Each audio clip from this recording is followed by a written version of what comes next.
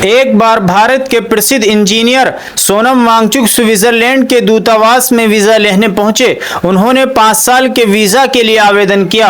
वहां मौजूद अधिकारी ने बिना किसी शुल्क के मुस्कुराते हुए उनका वीजा मंजूर कर दिया और कहा कि हमें गर्व होगा कि आप हमारे देश आएंगे। जिस शख्स का दुनिया इस तरह इस्तकबाल करती है, उसी शख्स को अपने ही देश में कभी 6 महीने तक जेल में डाल दिया जाता है और उसके खिलाफ लगभग हर संभव जांच कराई गई। सोशल मीडिया पर उसे बदनाम किया गया और देश के कई मीडिया चैनल ने भी उन पर सवाल उठाए। ये वही सोनम वांगचुक है जिनके आविष्कारों ने सिर्फ विद्यार्थियों की ही नहीं बल्कि भारत की सेना और आम नागरिकों की भी मदद की है। आज वही इंसान पिछले 18 दिनों से जंतर मंतर पर भूख हड़ताल पर बैठा है। इन 18 दिनों में उनका लगभग 8.5 किलो वजन कम हो चुका है। लेकिन अफसोस, देश का बड़ा हिस्सा खामोश है, मीडिया खामोश है, सियासत खामोश है और हम भी शायद खामोश है। अगर सोनम वांगचुक चाहते तो दुनिया के किसी भी विकसित देश में आराम की जिंदगी गुजार सकते थे, करोड़ों रुपए कमा सकते थे, सम्मान, सुविधाएं और बेहतरीन भविष्य, सब कुछ उनके पास हो सकता था।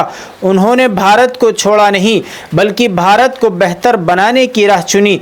अब सवाल यह है कि आखिर वे जंतर मंतर पर भूख हड़ताल क्यों कर रहे हैं?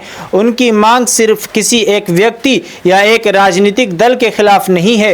वे चाहते हैं कि देश की शिक्षा व्यवस्था मजबूत हो, बच्चों का भविष्य सुरक्षित हो, भर्ती परीक्षाओं में पेपर लीक जैसी घटनाएं बंद हो, ऐसी नीतियां बने जिनसे मेहनत करने वाले छात्रों के साथ इंसाफ हो। इसी सिलसिले में कई प्रदर्शनकारी केंद्रीय शिक्षा मंत्री के इस्तीफे की मांग कर रहे हैं।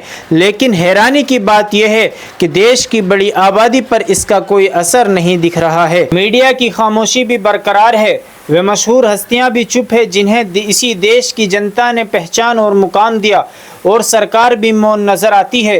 ये पहली बार नहीं है। इससे पहले भी सोनम वांगचुक लद्दाख के मुद्दों और पर्यावरण संरक्षण की मांग को लेकर कई दिनों तक भूख हड़ताल पर बैठे थे। तब भी उन्होंने हिंसा या टकराव का रास्ता नहीं चुना बल्कि लोकतांत्रिक और शांतिपूर्ण तरीके से अपनी आवाज़ बुलंद की। उनका कहना था कि विकास ऐसा हो जो प्रकृति, स्थानीय लोगों और आने वाली पीढ़ियों तीनों के हित में हो। आज फिर वही इंसान अपनी सेहत दांव पर लगाकर बैठा है।